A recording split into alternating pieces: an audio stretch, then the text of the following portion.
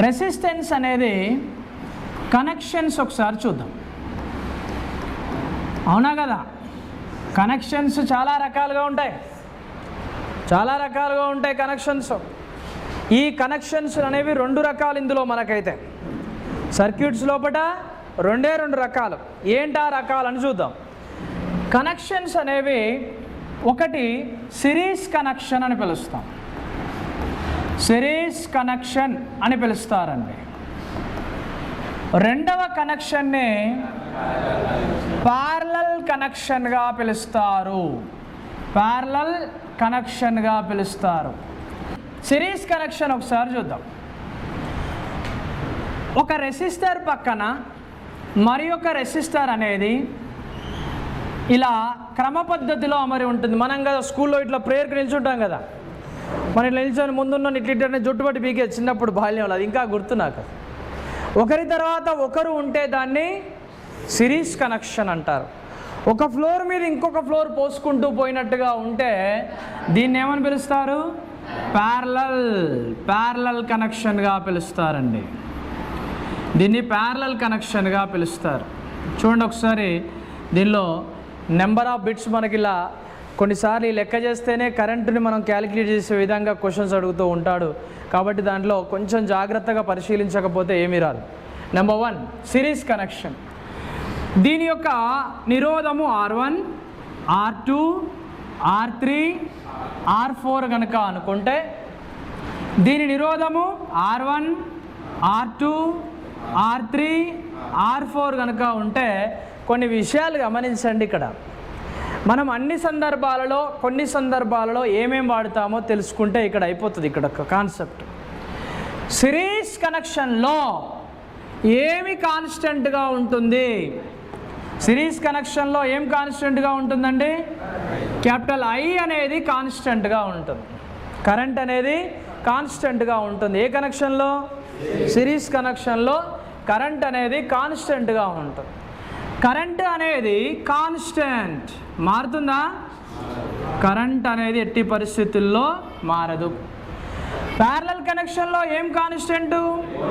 Voltage. It is constant, voltage అనేది కాన్స్టెంట్గా ఉంటుంది ప్యారలల్ కనెక్షన్లో.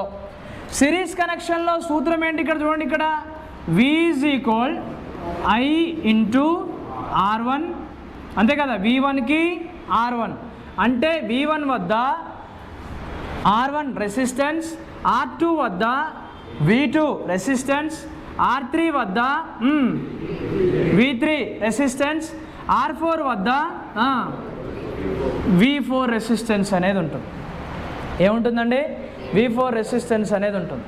ఇప్పుడు ఒకసారి చూడండి, ఇక్కడ V2 I × R2, V3 I × నోరు లేదు పాపం, V4 I × R4 ఉంటుంది. అసలు V అంటే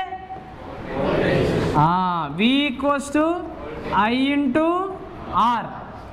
మొత్తం voltage capital V = V1 + V2 + V3 + V4 కనుక అనుకుంటే అవన్నీ ఇలా సబ్స్టిట్యూట్ చేయాలా, ఇప్పుడు చూడండి, ఇక్కడ I × R, I × R1, I × R2, I × R3, I × R4 అనుకుంటే అన్నిట్లలో I కామనే కదా. కాబట్టి ఇక్కడ I × R = I కామన్ చేస్తే R1 + R2 + R3 + R4 అనుకుంటే ఈ సందర్భంలో ఐలు కొట్టివేత చేస్తే అప్పుడు మనకేమొస్తుంది? Capital R = R1 + R2 + R3 + R4 అనే ప్రిన్సిపల్ వస్తుంది. ఏ కనెక్షన్లో? ఇది సిరీస్ కనెక్షన్లో. అర్థమైందా ఇక్కడ అందరికీ? రెండవ విషయం ఏంటి?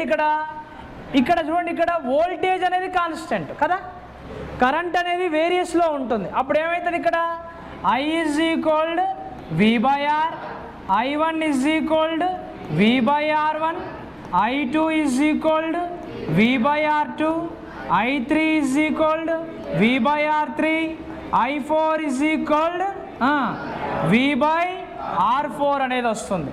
అప్పుడు మొత్తం current I is equal to I1 plus I2 plus I3 వస్తుంది. అంటే మీకు ఆల్రెడీ తెలిసివి ల్యాప్ వైండింగ్ విధానంలో డీసీ జనరేటర్లో వస్తుంది, డీసీ మోటార్లో వస్తుంది. ల్యాప్ వైండింగ్ విధానం అనేది వోల్టేజ్ అనేది కాన్స్టెంట్గా ఉంటుంది కాబట్టి లో వోల్టేజ్ హై కరెంట్ అప్లికేషన్స్ కోసం అక్కడ వాడతారు. ఇక్కడ లో కరెంట్ హై వోల్టేజ్ అప్లికేషన్స్ కోసం మనకు వాడుతూ ఉంటారు. కాబట్టి ఇక్కడ మనం పరిశీలించినప్పుడు మనకు ఒకటే ఒక పాయింట్ అనేది రావాలా. ఏంటి సార్ అది అంటే, దీనిలో I is equal I1 plus I2 plus I3 plus I4 కదా. ఇప్పుడు మొత్తం ఇది రాసుకోవాలి ఇట్లా. V by R is equal V by R1, V by R2, V by R3, V by R4. Very good, plus అన్నారు కాబట్టి. ఇప్పుడు మళ్ళీ వీని ఏం చేయాలి, మనం కామన్ చేయాలి. వీని కామన్ చేస్తే కామన్గానే పోతుంది అన్నట్టుగా. కామన్ చేస్తే కామన్గానే పోతుంది. వీకి వి ఏమైనా ఇక్కడ కొట్టివేత అయినప్పుడు resultant resistance value capital R is equal R1 plus R2 plus R3 plus R4 అనే విలువ వస్తుంటుంది. దీని మీద లెక్కలు అడుగుతాడు, లెక్కలు ఉంటాయి దీని మీద. సిరీస్ అడగచ్చు, ప్యారలల్ అడగచ్చు. రెసిస్టెన్స్ కనుక్కొని మనము సర్క్యూట్స్ చేయాలా. ఒక్కొక్కటి చౌరస్తా ఉంటుంది కదా, 4 రోడ్లు కలిసే కూడలి అంటాం మనం. 4 రోడ్లు కలిసే కూడలిలో గాంధీ తాత బొమ్మ పెట్టినట్టుగా మనం దీనిలో ఒక బొట్టు పిల్లలాగా పెద్ద పెడతాం, దీన్ని నోడ్ అంటాం. అది బొమ్మ అంటే దీన్ని నోడ్ అంటాం. ఈ దారిలో నుంచి వచ్చే పనులు, ఈ దారి నుంచి వచ్చే పనులు, ఈ దారి నుంచి వచ్చే పనులు, ఈ నోడ్ వద్ద అనేక లూప్ లైన్స్ ఉంటాయి. Loop 1, loop 2, loop 3, loop 4. వాడు ఎన్ని లూప్ లైన్ అడుక్కొని, వాళ్ళు ఎన్ని లూప్ లైనా అడుక్కొని మనం చేసేది మనం చేయవలసి వస్తుంది. ఇది మెయిన్ కాన్సెప్ట్, ఇది ఎగ్జామ్లో వచ్చేది. ఓకే.